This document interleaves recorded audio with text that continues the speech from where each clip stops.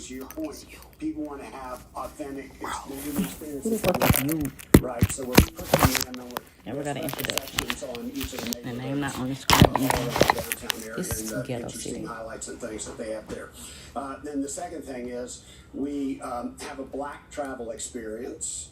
We have an in-language Hispanic travel experience and a gay and lesbian travel experience specific to travelers who are interested in those things. So we're trying to, as marketing is more one-on-one, trying to learn about you and what you like and we push that stuff to you. We're beginning to move in that direction because we don't want people just to stay downtown. Right, we have they've already spent the money and they've already committed the time to come. So it's easier for us to pull them into other parts of the city and really move that economic impact all around. So we're 100% aligned with that. Thank you, Mr. Chair. Thank you. We've been joined by Councilmember Ishaq Collins, and Jason Winston is next up. Thank you both for being here. William, I have one quick question. I know you are tracking hotel reservations. Yes. Just curious if you're doing the same for short-term rentals throughout the city. We are. Okay. I just asked for that information yesterday.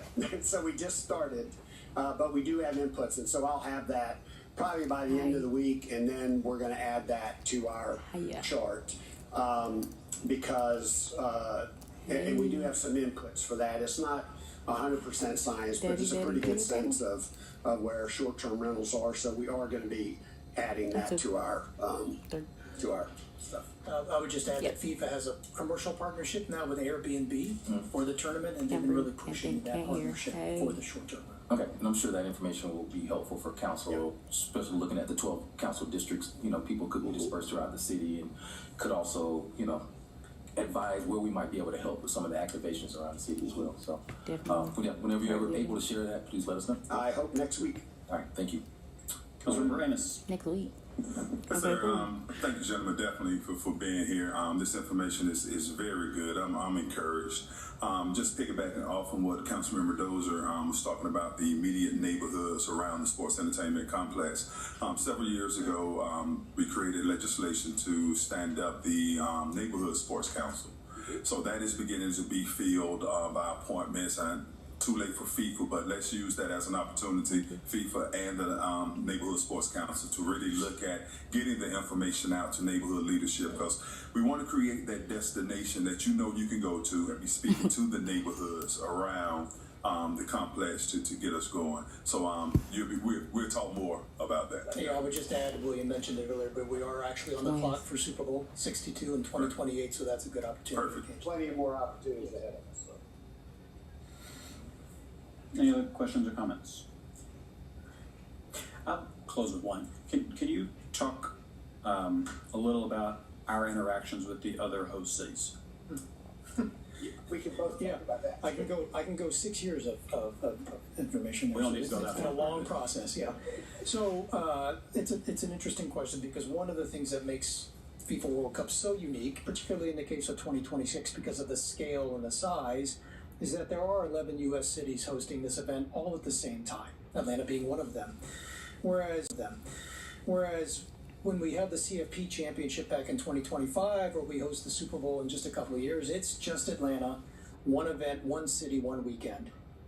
You kind of got one shot to put it on, right? So the fact that we've been years now in the planning, when Atlanta was officially named the host city back in June of 2022, 4 years now of planning with the other cities to kind of engage on best practices. And normally we're competing with them, right? Because we don't want to share anything with them because we're competing to get the event to our respective cities.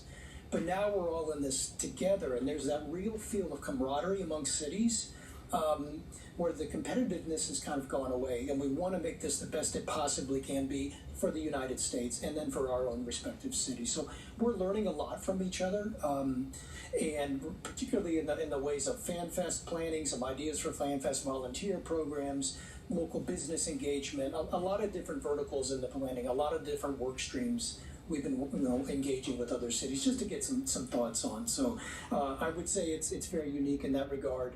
And then I would also add, and William touched on this, the fact that we have 8 matches over 30 days allows us to kind of learn from the first match and apply those lessons to the second match. learn from the second match and apply to the third all the way through, whether it's inside the stadium or outside the stadium. We'll be able to learn as we go and really have this thing going over the 30 days. So, good question. Yeah, and I'll just say the question I get in that vein is how are we doing vis-a-vis the other cities in terms of visitation, hotel bookings, and things like that. And what I can tell you is we're all on the exact same trajectory. We talk every couple of weeks as the CEOs of the organizations. And again, that's where we began to uncover this shorter booking window, the fact that tickets weren't all being distributed in February, but they're actually being sort of distributed over a period of time.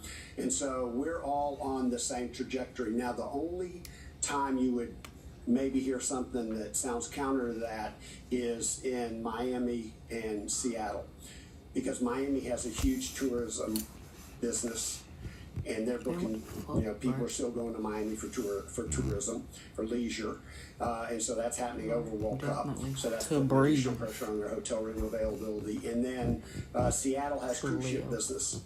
So they're still, all the cruise ships are running through there, and those folks come out and take hotel rooms too. So they're both, you can't distinguish between a World Cup booking and a different hotel room booking. So, as you know, our convention business has all been pushed out to make room for FIFA.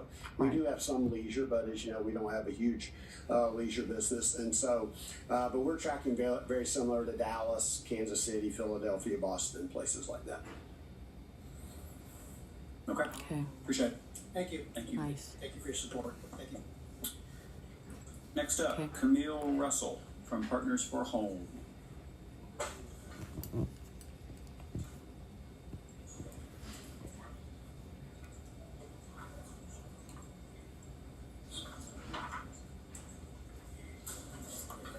Good afternoon, y'all. Good afternoon.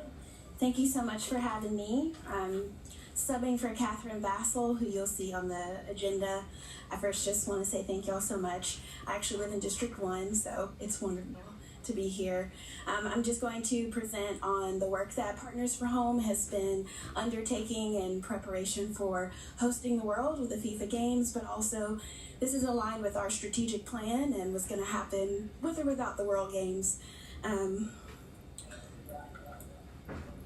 This is my first time presenting, so how can I move the presentation?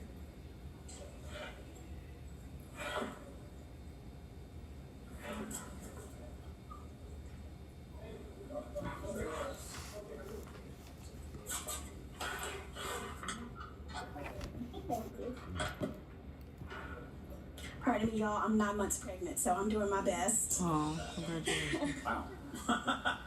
Hero award, yeah.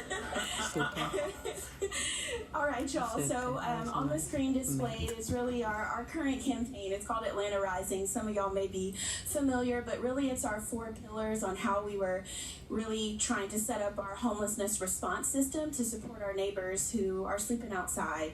And so some of the work has already been accomplished. My role at Partners for Home is to lead the deployment of all of these 4 pillars and work closely with the folks on the ground, our providers and organizations we contract with to deliver some of these services. And so I can be very brief, knowing that this presentation is short, but if folks have questions or want more details, we're certainly available to ask them, and I'm probably the right person to ask. So in preparation for shifting our system to respond to our neighbors outside, we got feedback from the community, people with lived experience, folks who work in the field, that we were missing prevention in a meaningful way, so helping those neighbors who are at risk of homelessness. So we'll have a pilot program that's launching this summer. It's launching in June, so that's really on the heels of the games. We have our housing system and infrastructure. So if you're familiar with Partners for Home, much of our work is around strapping the housing resources to be able to rehouse individuals, and then outreach. And so we had a campaign of adding 500 new rapid rehousing units online by April. We did that on April 16th, which is exciting. More opportunities for folks to be housed. we're also launching this summer a holistic services program that's all about connecting our neighbors who have complex needs, so folks that have high acuity, who bounce in and out of our medical systems, and then unfortunately discharge into the street. And so those look like recuperative beds to be able to triage those people from the hospital into permanent supportive housing. And then lastly, certainly not least, much of the efforts on the ground to address unsheltered homelessness is Downtown Rising. And that's been one of the strategies we've used to prepare for FIFA. We know that through canvassing and some of the support from our outreach teams, we were able to, at the top of 2025, get a rough estimate of how many of our neighbors were sleeping outside. That came to about 400 neighbors on any given night in the downtown area were sleeping outside and needed support. And so to date, we were able to house over 450 neighbors from the downtown area that will be able to still continue to enjoy downtown, but they won't be sleeping outside with their support services, wraparound services. And then the second piece of Downtown Rising that speaks to the FIFA games is that we have outreach teams that are dedicated for the downtown area to respond quickly, and we'll continue to offer those resources to connect them to housing resources and outreach and case management and support. So the work isn't done. There's been a lot of activity that's happened in the last 16 months, but the plan is to continue to be an active partner in outreach and housing. And so really our response is the Atlanta Rising campaign that will continue. This is just an overview a little bit more about our prevention pilot. There's a lot of different ways that prevention is offered in our system. What we're doing is something called targeted prevention. It includes flexible financial assistance, legal support and eviction defense, case management, benefit access, and then connection to other services and support, and that will launch this June. It's from the model, if you're familiar with Santa Clara, California. And then we have, of course, our rapid housing production that I mentioned. There's a number of properties that have come online recently.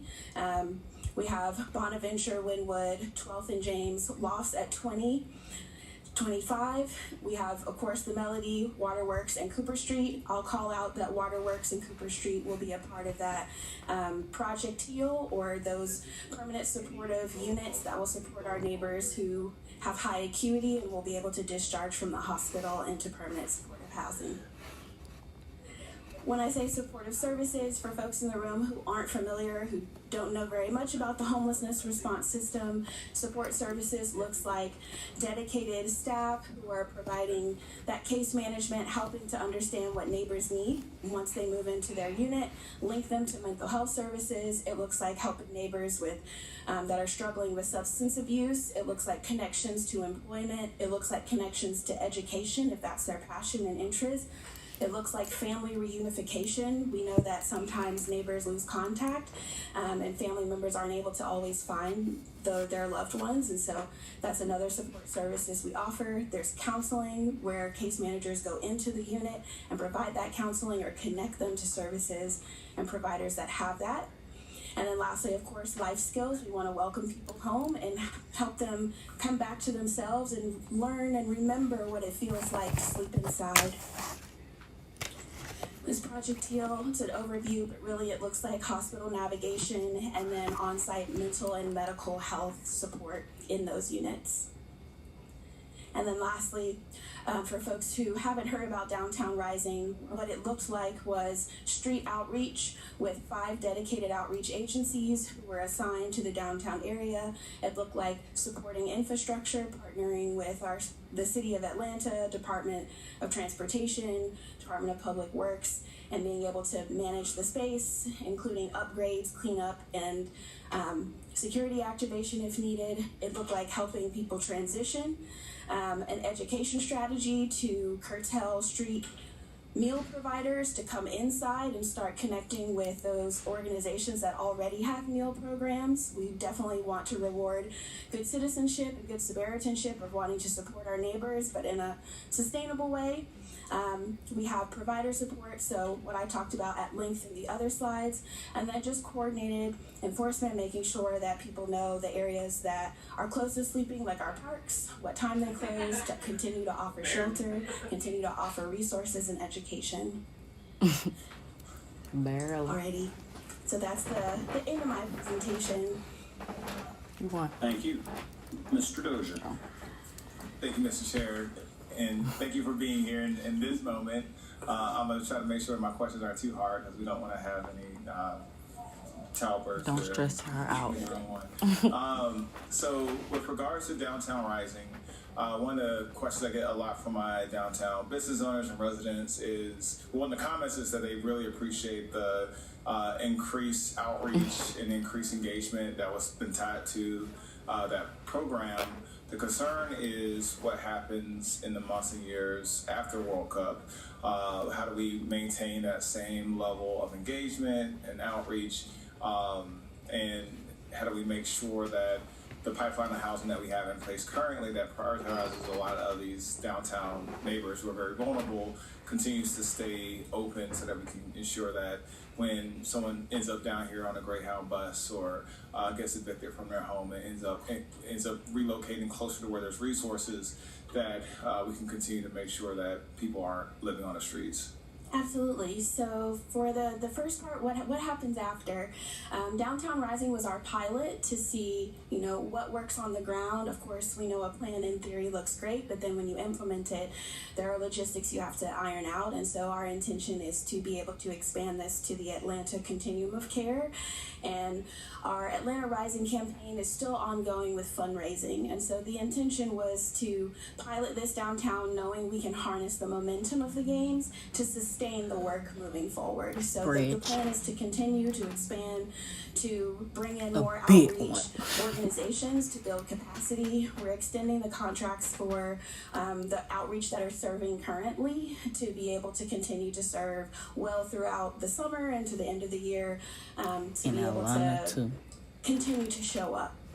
For the neighbors who may come into the city later, your question of how do we prevent people coming back, that's where that first pillar of prevention comes in.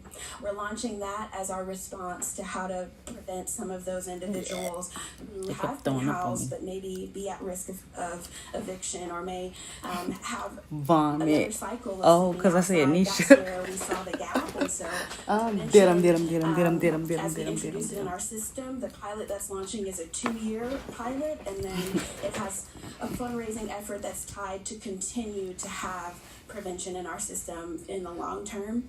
I'll also highlight that we already have prevention services in the city of Atlanta. We're just adding to already the umbrella of services that are here in the city of Atlanta.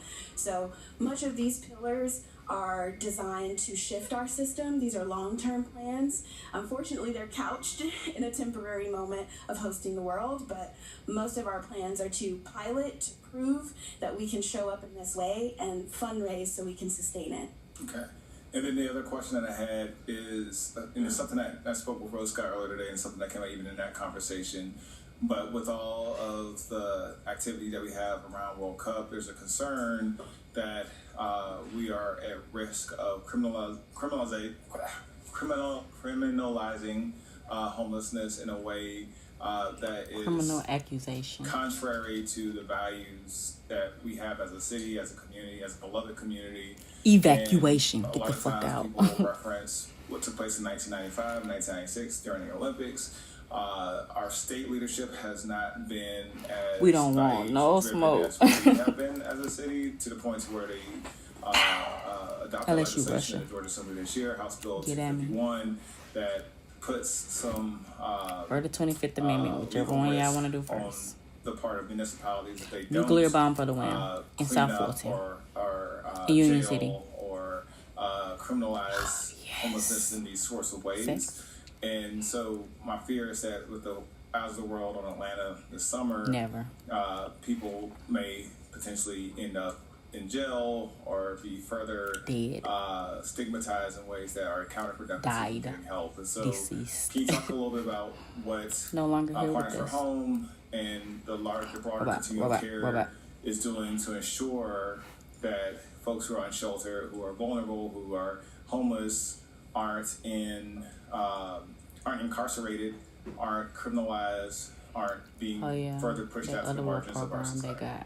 Yeah, the health I can program. definitely speak, for Partners for Home. I certainly won't speak for the entire continuum, but we're in solidarity. We don't want to see our neighbors be criminalized for homelessness or being able to just survive. But you gotta know about it.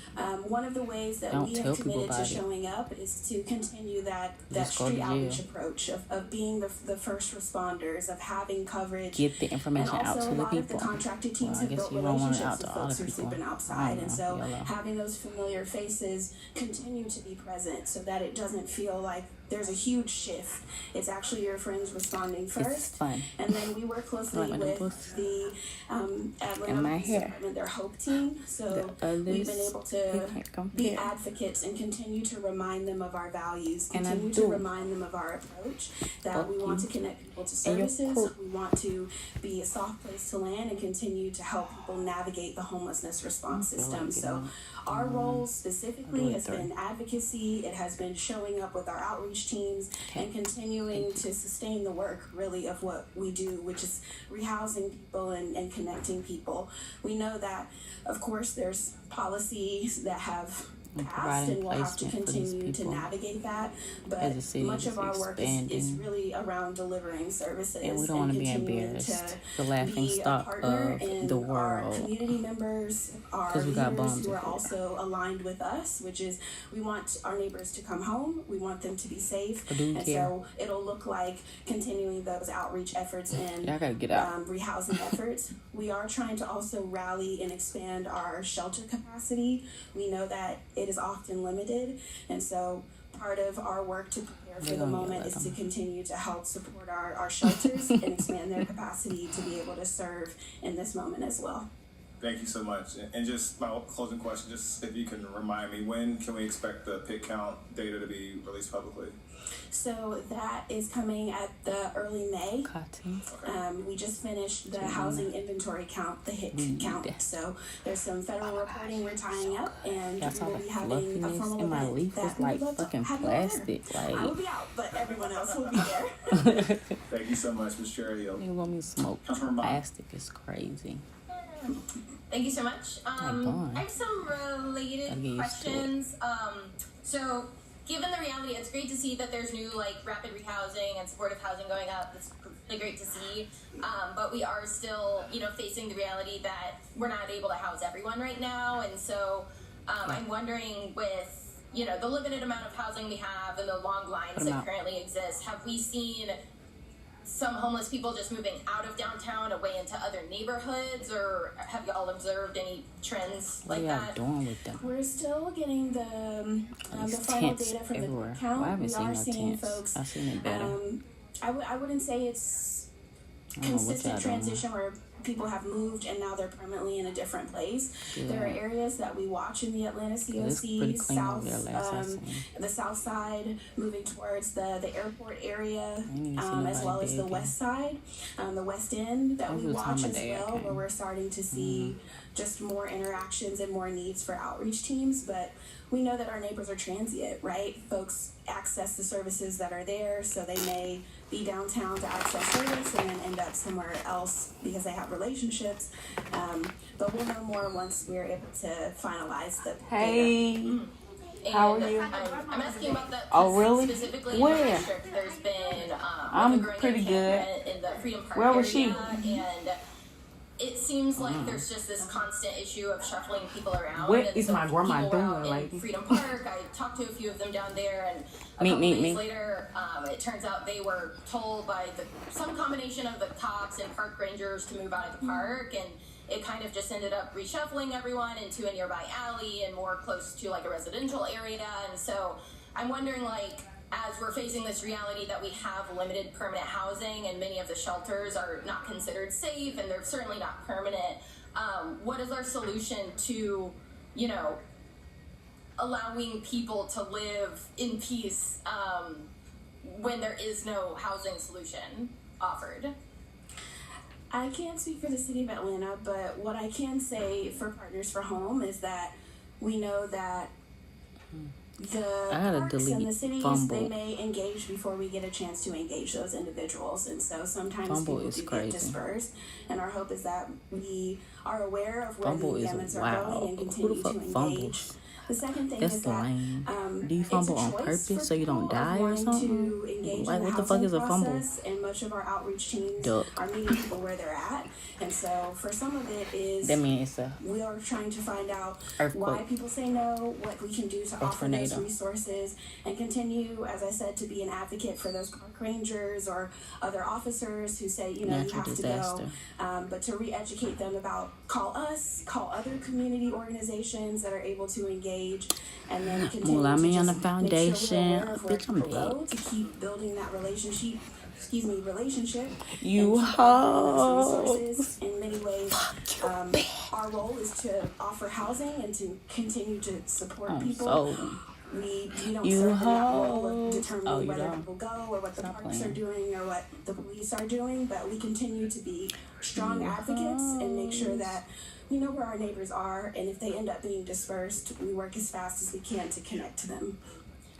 Yeah, I'm a little confused because I've been told conflicting information a couple times. Like I've been told that there is a very stringent process for like engaging in encampment sweeps where there's supposed to be like several weeks of notifications and engagement with the folks in the encampment, and now I'm being where are you going? The police have the ability to go ahead and escalate an encampment without communicating with y'all, so I'm wondering, is there a standard procedure there, or is this something that there needs to be better communication about? There is a standard procedure, but that's something that we follow. There's one that the city of Atlanta has established as well that we follow, but unless we're brought in as collaborators, there may be some engagement that happens directly to the Parks Department or other city departments that we're not in relationship with, or we're not the authority, so much of it comes from collaboration. So what I can say is, you know, there is a SOP, we follow it.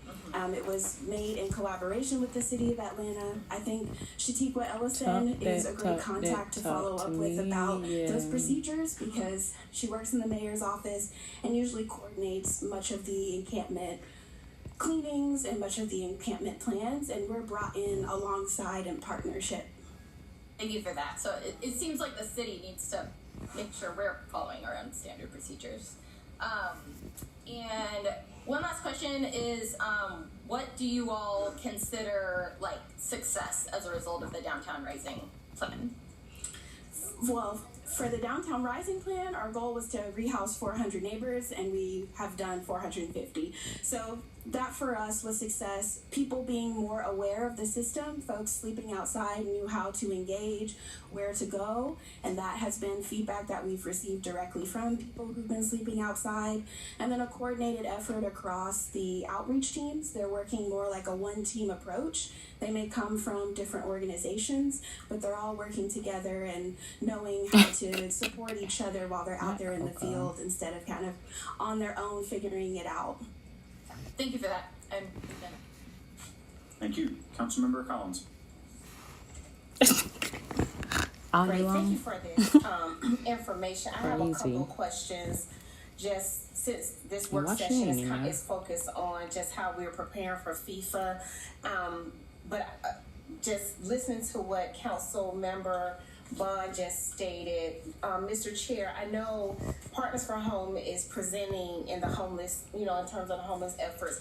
Is there also opportunity for us to get like the understanding of what we're doing on the administration side of city of Atlanta in terms of addressing that, particularly like you said, Kelsey, the encampment pieces and because we're seeing we're seeing that shuffling that's coming on West End, also Campbellton Road. So we're seeing this movement that's happening. So my first question, in terms of just understanding implementation as we prepare for World Cup, the pit count, the point in time contact, and point in time count, and housing inventory count that will be available early May. Right. Okay. So help me understand the capacity piece for Partners for Home in terms of these, efforts. Like, I see where the presentation mentioned agencies or collaborative groups. Like, numbers in terms of people on the ground, staff, capacity in that space. Like, what does it look like if I'm walking, if I'm walking on the streets and I see Partners for Home on that? What does that visibly look like? So Partners for Home, we're the lead agency for the continuum of care. So you might see Partners for Home staff, but you'll also see a myriad of other organizations. Okay. We've contracted 5 organizations: Urban Alchemy, Safe House, Men Culture, Hope Atlanta, and Gateway Center. Got it. And so what it looks like is we have about 26 outreach teams across those organizations funded to be able to engage in the geography. And so it looks like they work non-traditional hours that came from the agencies and people who work in outreach, that was a need, that it can't be a 9 to 5. It's when people are at home in the encampment. It's when they're late at night, when they're coming back home from navigating resources, connecting with loved ones, working whatever business they have to handle. So if you're walking down the street, depending on what time, you may or may not see outreach out there. But it could also look like visiting any one of our properties where you're seeing individuals provide rapid rehousing who've been placed there, or permanent supportive housing, where they're going in and engaging neighbors. And then also, I think something to comment on is the city has their own plan that they're leading. We've been brought in to provide outreach and support with shelter and resource navigation. So I can only really speak to the capacity of that. I highly recommend reaching out to Shatikwa Ellison. She's our contact and helps us ground what the city's approach is going to be. But what I will say is that part of the Atlanta Rising campaign's effort is to expand what we've done with Downtown Rising. So the goal is to continue to show up with these dedicated teams and expand that. That looks like increasing, beyond the 26 that we have, to be able to respond to the West End, to the South Side. I live on the South Side, so I also see it. I'm a neighbor, and it means a lot to me to be able to not only respond to downtown, but to all of the city of Atlanta. And that's really what we're grounding ourselves in the Atlanta Rising campaign. Downtown Rising was our pilot to see what works, and so we've learned a lot. We still can do better. I think it's not lost on anyone in this room. We still have an incredible amount of work to do, but the beauty of this campaign, and that we want to invite people in, community members, other agencies, that's how we sustain the work. Thank you for that. Thank you for that, and I appreciate you mentioning the partners so that everyone in the public knows it is, Safe House, Gateway, and the collaborative group that's there. And I guess I'll hold off my question in terms of the Downtown Rising, understanding the definitive count of impact once we kind of get if we can't get like the comprehensive homeless plan, because I do think that would just help me understand how, the pieces that we need to make sure we address for FIFA. So I'll just follow up. I'll say as a question to follow up. The other question I have in terms of the pilot. So for the Atlanta COC prevention pilot, just a couple of questions. All the way, not halfway. I take it that the pilot has launched already. We comfy. No, it's going to launch it this June. June 2026. 2026. Okay, got it. And your goal is to serve 1,500 households over 2 years. Yes. Okay, thank you. And then my last question. Just understanding as we talk about like the magnitude of disbursement that we're seeing, where we have unhoused that are coming into the city, some that like to funds point leaving out. What has been or Partners for Home or even the cities? What have been our conversations in terms of with the other municipalities or our neighbors? You got everything you need already. I want to do more. We're just kind of seeing this kind of fluidity of in and out. I need the city of Atlanta. Are we having a structure. I need a retail. I need money. Yeah, just want to kind of hear your thoughts. I need merch. I need money. I need reservations for where we gonna be. Even without FIFA, we see that transition. I need. What's what's the first date? I don't even know the dates. The conversations the city of Atlanta has had, but much of our collaboration comes through continuums of care, and we've had opportunities to practice when people are showing up in different COCs. We are constrained federally on how to respond to that. You know, if someone where they're actually residing in is based on the services we can offer. There have been conversations about that, of how do we support. Part of having those dedicated outreach teams is that we're able to deploy them to specific areas to be able to respond, and that's our hope in the future, that will increase our ability for deployment. That is something that we found in our collaboration with all of our COC partners, a need across the Atlanta COC. We have a focus of downtown, but we know that there are other parts of the city that need that kind of deployment response. Okay, thank you. And my question, I think it just kind of echoes what some of my colleagues stated in terms of while we're continuing to address our unhoused and homeless population in the city.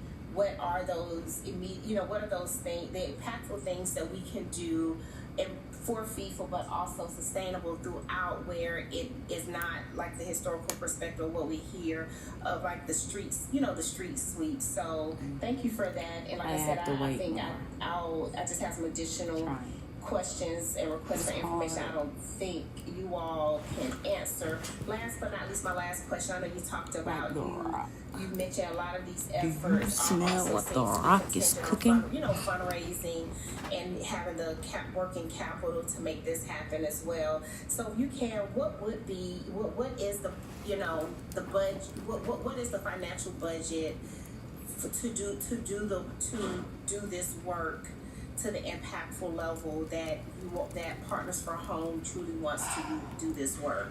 I can speak to our Atlanta Rising campaign goal, which is $235 million. We're about a little over 60% of the fundraising way. And part of the power of innovative on how to support our neighbors and bring more partners in. We do have federal funding, we do have state funding, but we're trying to braid as many resources as we can to sustain the work. We're still advocating for some sustained funds to be able to strap our system in the long term as well. But I can speak to that's our campaign goal of how do we accomplish those 4 pillars. That's what's been called out to sustain the work. And right now we are working on trying to envision what it looks like to do this across the city of Atlanta. So I don't have that financial number for you, but I highly encourage y'all to keep reaching out. It's fantastic. So we can collaborate and keep letting y'all know. Okay, so you said it was $235 million. You raised 60% of that, which is about $140 million, and that's over what time the campaign? It launched in early 2025. Okay, and this $235 million investment, it should support over what time period? So for us, the Atlanta Rising campaign is 3 years, with us starting in 2025. But some of the work is braided into our strategic plan, which is a 5-year plan. Got it. Okay, so once that 5-year ends, which is 2030, then there'll be a reassessment of what that could take, that sustainable. Oh, we're constantly reassessing. Yeah. So, but that's really 2030 is, what's the impact of what we've done? What have we sustained? What have we learned? And where do we go? Okay. Thank you for this. And like I said, I just say that, for me, that question just, I hope for the public also just the magnitude of the investment, not only to do this work, but also to do this work right and with full fidelity and making sure people are actually housed and families are actually impacted. So thank you for that. So $235 million. Thank you. Those are all the questions I have, Mr. Chair. Councilwoman Winston? Nope, no Councilwoman Winston. All right. Thank you very much, and have a wonderful maternity leave. Thank y'all so much. If you want more information, we have a website, atlantarising.org, too. It has all the breakdowns. Great. Thank you. Thank you. Thank you. Next presentation, Playfair ATL.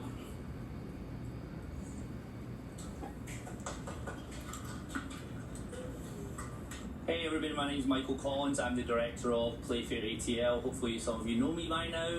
We are a coalition of 30 organisations across housing, immigration, labour and Need more justice. structure. Here are some of our... I'm not it looks like structured. PowerPoint is not my So strong I have point. no structure. But these are the organisations that we have at the table. And, you know, as I say, we do a lot of work in the community. We focus on policy. We also focus on education. Look at these beautiful people in that photo. You might recognise some of them. Councilmember Winston, Councilmember Bond at some of our recent events. We are soccer fans. We love soccer. We love the World Cup. We're excited about the World Cup. We also love this city, more importantly. And we want to perform well when the eyes of the world are on us. And we believe that we should be able to host a world-class city World Cup that reflects the values of the city. So the core question that we have is Atlanta ready for the World Cup? And the answer really depends on who you are. If you are a major corporation or a contractor, you're feeling pretty good about the World Cup, you're feeling pretty good about your ability to make money. If you are a member of the immigrant community, if you're someone who's justice impacted, a person of colour, someone from the low-income communities, perhaps you feel quite nervous, perhaps you don't feel quite ready, because this is not a neutral event. Benefits are not distributed equally, and neither are the risks. And we've talked about this, I don't know why this is showing up this way, but I'm going to fire my PowerPoint advisor. We've been here before with the 1996 Olympics that were touched on. You know, there was a lot of pride around having the Olympics in Atlanta, a big global event, but there are also memories of displacement, arrests of unhoused residents, ACDC, the jail was built in advance of the World Cup. There's been some long-term gentrification impacts, and we heard big promises similar to what we're hearing around the World Cup, around things like economic growth and global prestige, but the benefits did not reach everyone. And history is not abstract, it's actually a warning for us all. But Playfair ATL, we don't just sit on the sidelines like a spectator, we get involved, and that's why in December of last year we launched our policy platform that has an affirmative vision for the World Cup that touches on areas such as housing, immigration, criminal justice, budget and transparency, and human rights. And it was picked up by Councilmember Dozier and turned into a resolution that was endorsed not just by this committee unanimously, but by the full City Council. So we are not an organisation or a coalition that just critiques, we actually put forward plans. Now, we talk about evaluating readiness. What does that mean? For us, readiness means, are our residents protected? Are decisions transparent? Are benefits shared? Are harms prevented? Because the bottom line is, the eyes of the world are on us, so if we get this wrong, there is a lot of potential damage to the reputation of the city.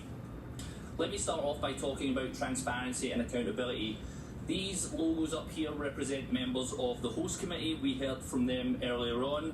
The management of the World Cup has actually been outsourced to a host committee that is not accountable to residents. I think it's actually disappointing that members of the host committee left after their comments and won't get to hear what we have to say or any of the public comment, but that is indicative of the process, because the bottom line is the mayor does not oversee the World Cup, the Metro Atlanta Chamber does. And they don't answer emails, they don't take meeting requests, they hold press conferences, they don't take questions at the press conferences often.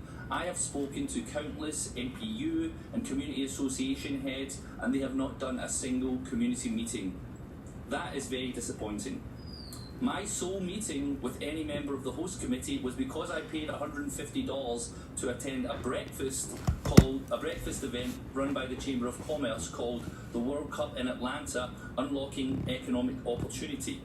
That is not transparency. But even though the host committee has been disinterested in community, City Council has stepped up in various ways, having hearings like this, passing policies like we saw yesterday. All of those are super important. But Atlanta is not World Cup ready if the public is shut out of decision making. Let's talk about money.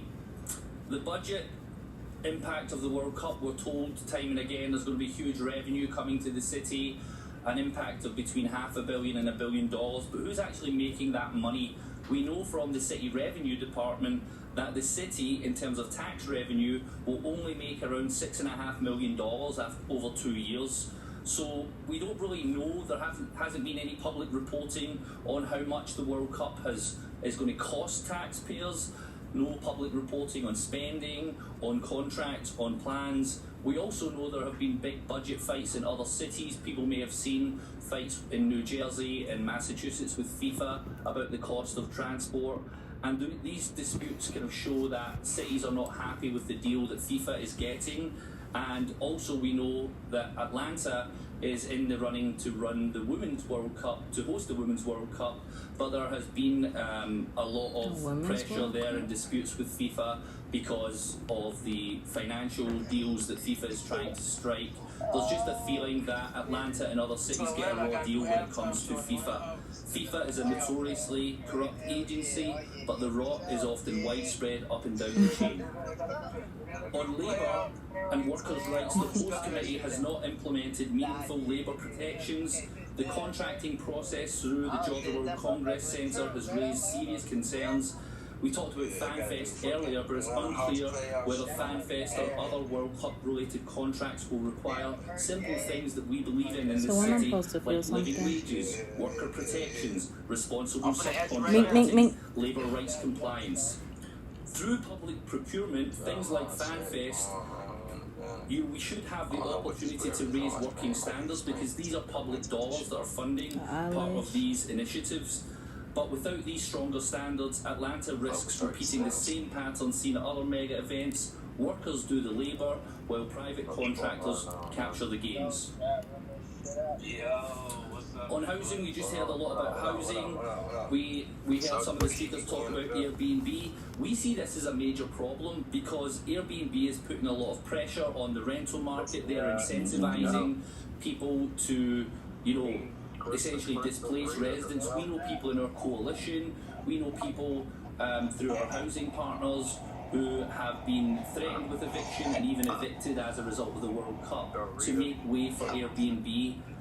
We also know that, we heard a little bit about Downtown Rising, but some of the council members raised an issue that we have raised on previous occasions, which is there is not enough permanent housing for the people they are trying to move on. And we know that there is a lot of good work done and the housing units are of a real quality standard. But at the end of the day, we're going to be left with a choice in advance of the World Cup. We can either stop the encampment clearances until we have enough housing, or we're going to have to start doing some arrests. And I say that because when I was out last week doing outreach with some of our partners down near Ebenezer Baptist Church, I heard directly from unhoused people that they are being told by the police that they are going to get arrested if they don't clear out in advance of the World Cup. So we are actively repeating some of the mistakes of the past. On immigration, we know the City Council stepped up with 2 resolutions that passed yesterday, but we also know that ICE will be at the World Cup, and we don't feel that the Mayor's office has been sufficiently clear with local protection protocols, and there's been a lack of clear communication to communities despite promises being made. I saw all your posts. The Council has stepped up in areas like diversion and the open container protocols to employ. We also heard yesterday that visiting agencies from police departments are going to be trained on diversion. But it is deeply concerning that there's no commitment to 311 had during the weekends of the World Cup. And we also know that there's clear court or jail system planning between the City of Atlanta and Fulton County. And there's a lot of yesterday we heard from the firefighters about some of their unresolved contract issues.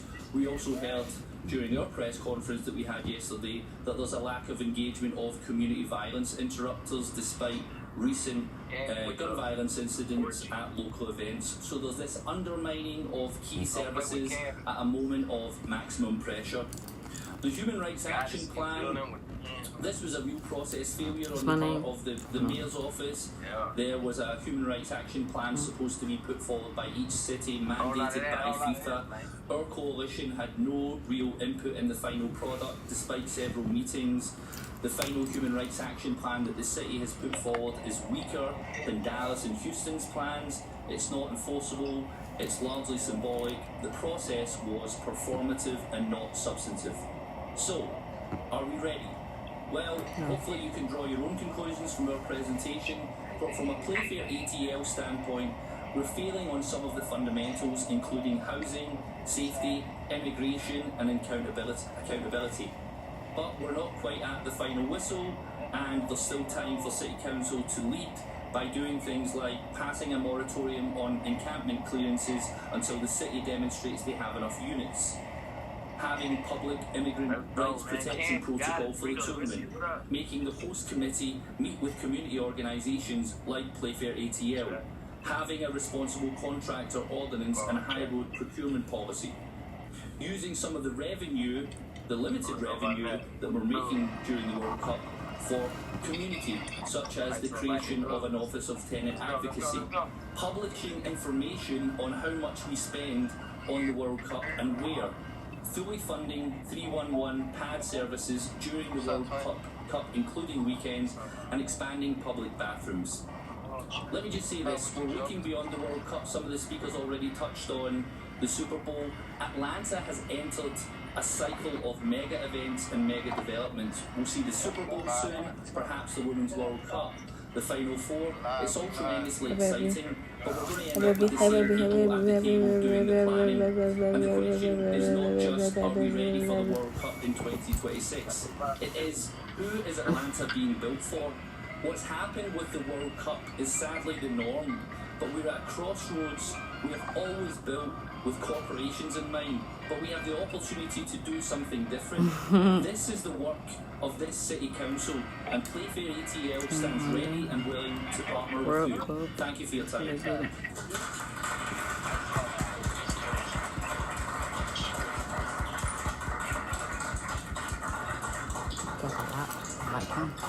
Thank you for your presentation and for all of the organizations who are involved in the work that you have done. Questions or comments? Sure. Councilman Winston. Thank you, Michael, for your presentation. It's good to see you. I am curious, have you all looked at other host cities and have you compared Atlanta's preparedness to some of the other host cities? Yeah, we actually are part of a larger coalition called Dignity 2026. We meet every 2 weeks with other cities.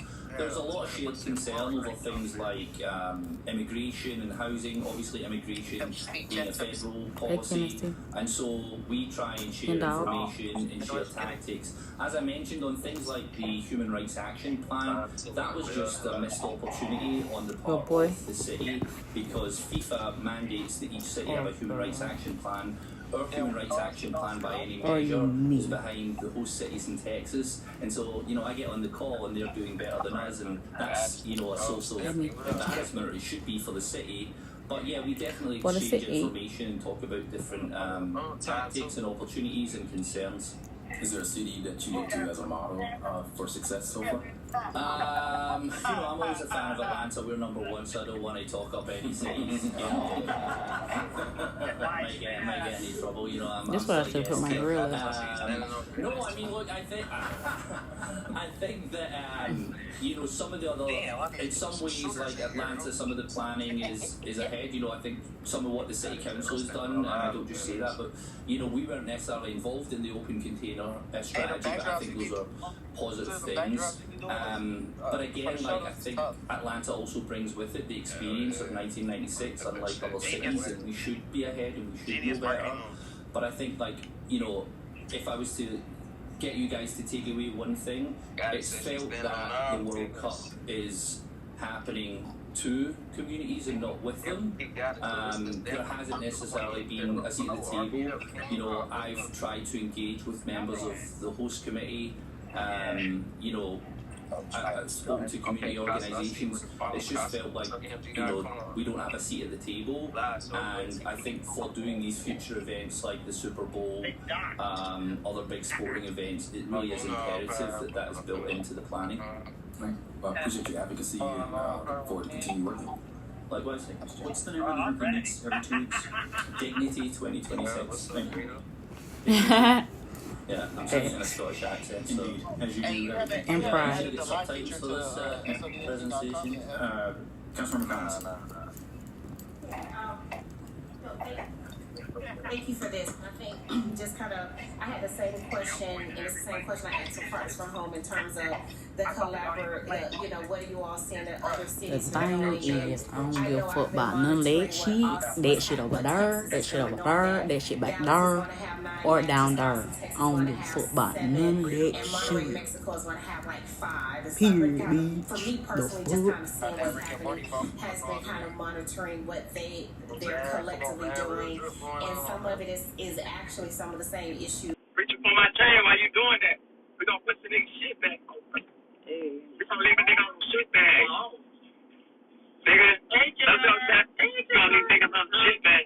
Thanks for coming in. How you doing? I'm in the trap with that big rack, nigga. Welcome. I'm in the trap with that big rack.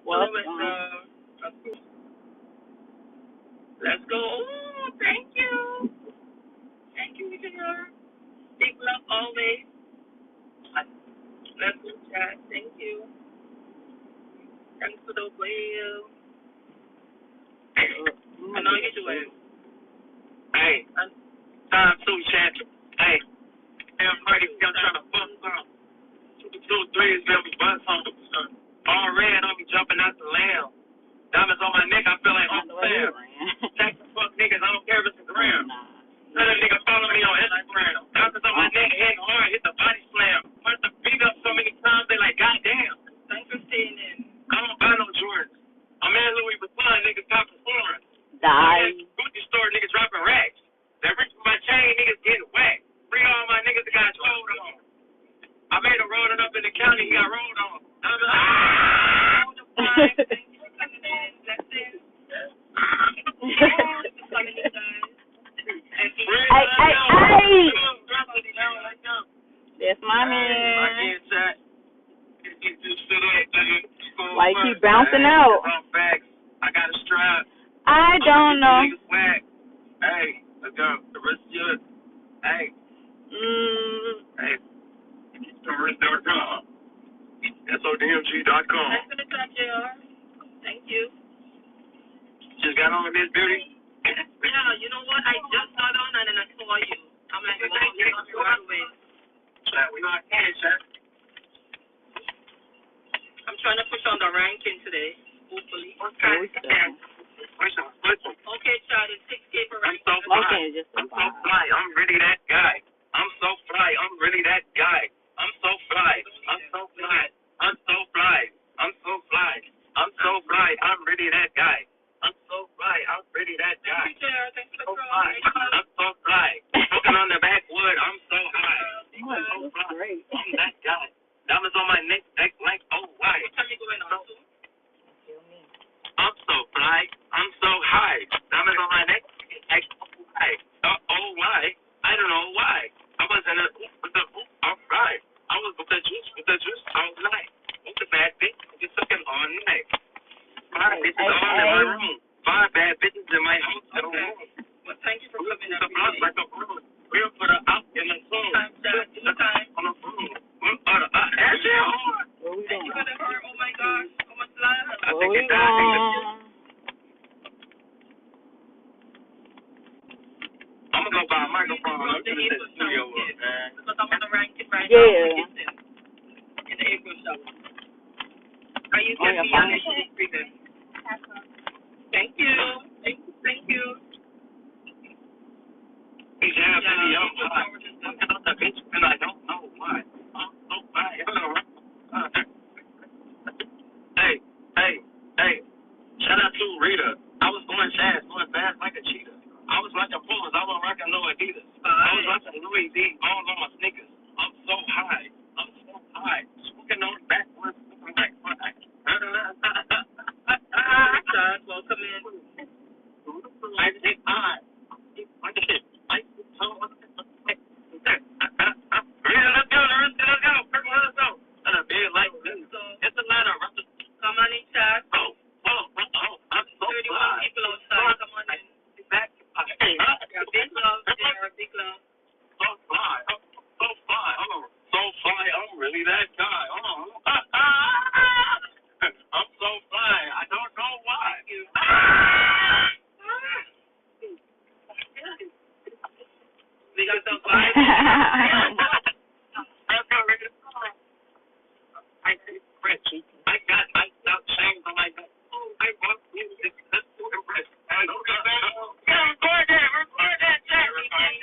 Bum, bum, bum, bum.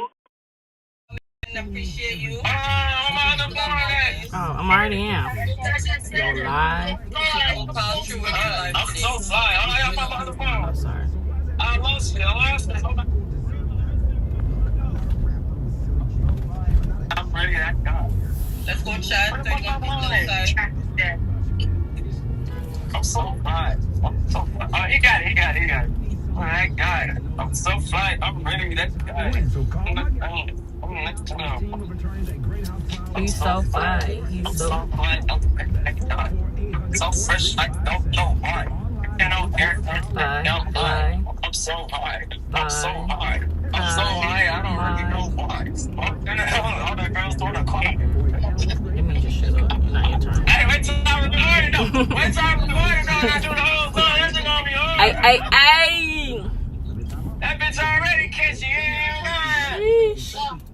I'm so fly. I'm so fly. I'm ready that guy. Yeah. He's so fly. He's really that guy. We just over here freestyling right now. Oh, freestyling. I'm Okay, so so fly. your friend is not freestyling. I'm so fly. Totally. I'm really that guy. I'm so fly. I don't know why. Smoking on backwoods. I'm so high.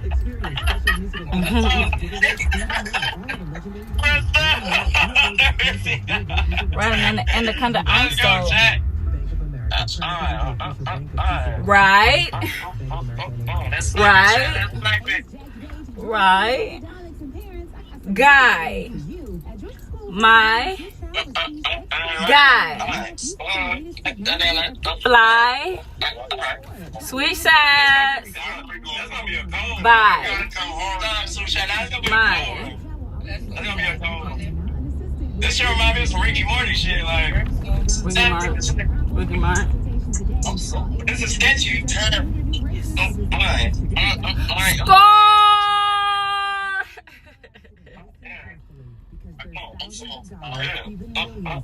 We gotta get some t-shirts to say I'm so fly. I'm so fly. I'm so fly. I'm so fly. And we're having a video. Go, chat. I'm gonna be a freestyle up in here. Bum, bum, bum, bum, bum. To the five. Shout out to the five. Shout out to the five. Shout out to the five. We get high. We get fly. First nigga.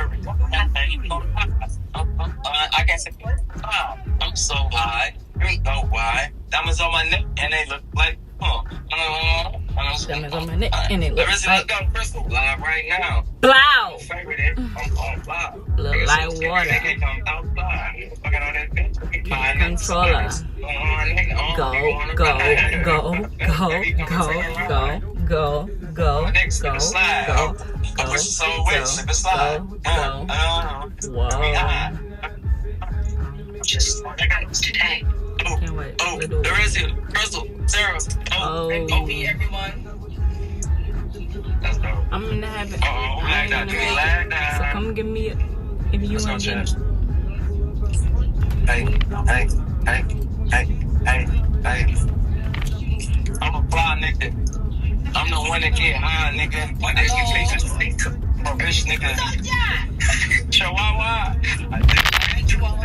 How you guys doing? I'm good, and you? Yeah. Oh, good. Long time no see. Did you take a break? Well, I went to Epic. What they talking about? Okay, how was it over there? What they talking about? My favorite. I like here though. Here is good. Yes. Good to see you. Good to see you. Good to see you here.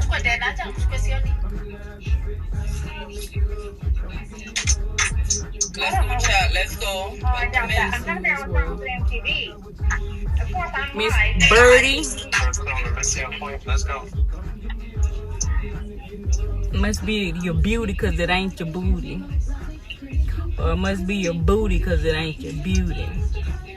Beauty and booty. Let's go chat. Let's go. Crystal, what up? Let me see. What up? Plain, what up?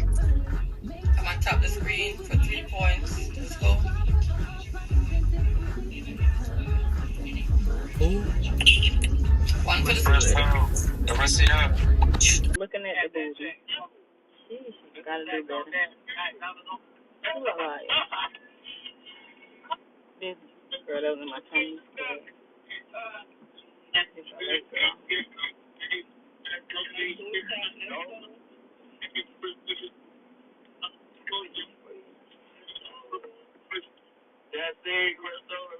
Ba-bum-ba-ba-bum.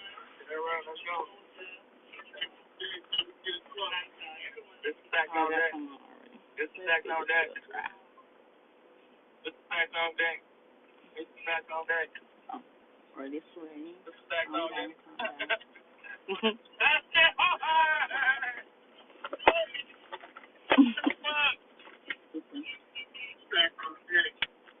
Flip it.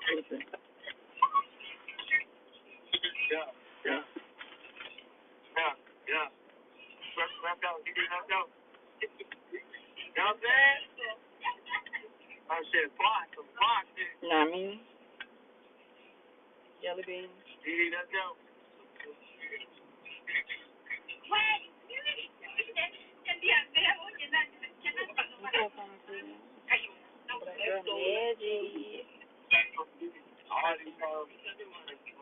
This is back on deck.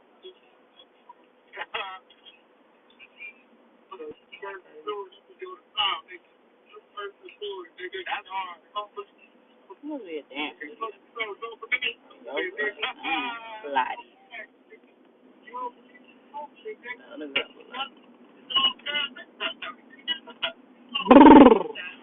Hot.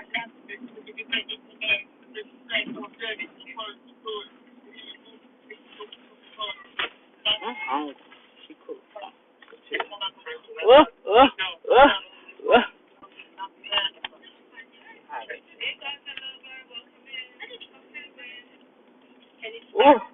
Real long.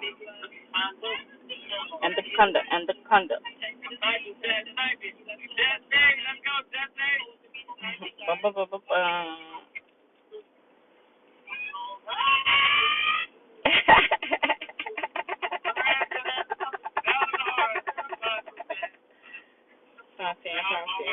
From 10.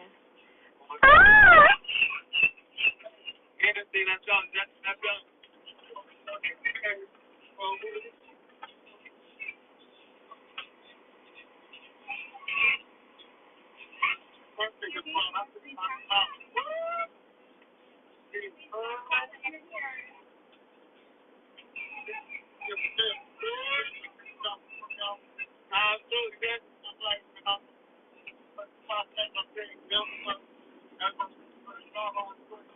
You good? We all good? Let's go. That was fine.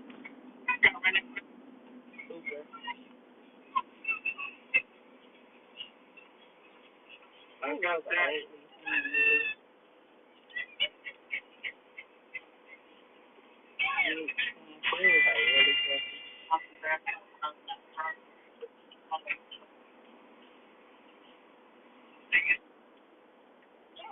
Take me away.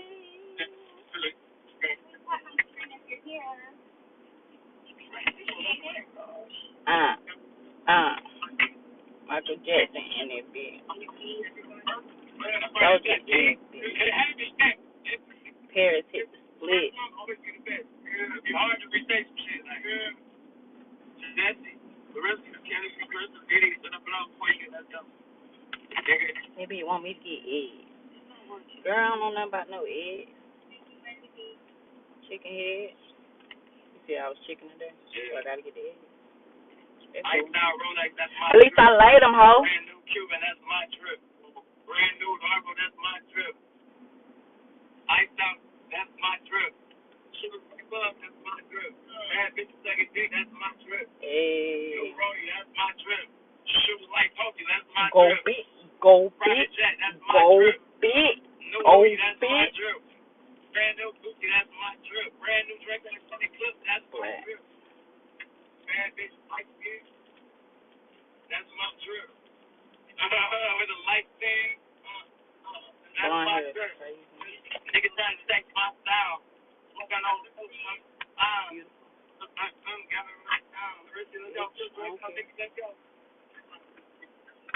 Haters? Yeah, I know.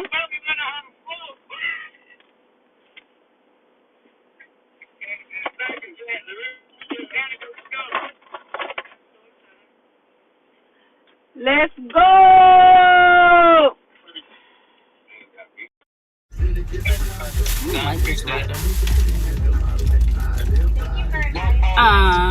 Oh, it was a ballet today. Shoot niggas, keep a ball.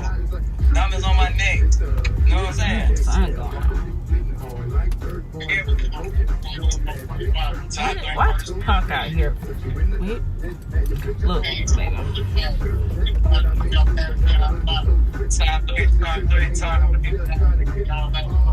Hey, I like to step out with my technique. Like the photo leaning up, rock the passenger. Mark the diamonds on my neck, you know they have nigga. I just walked out from the nigga bitch. Get money. Fuck them other niggas, hey. Fuck home. Count money. Know how they go. Get the ball with my nigga with a bankroll. I'm a fly ass rich nigga. Rapper niggas all with the drug dealers. Walked out the lot with the new window. That's daddy. Duh.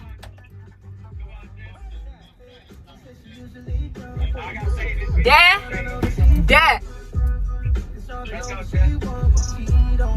They gon' plug in.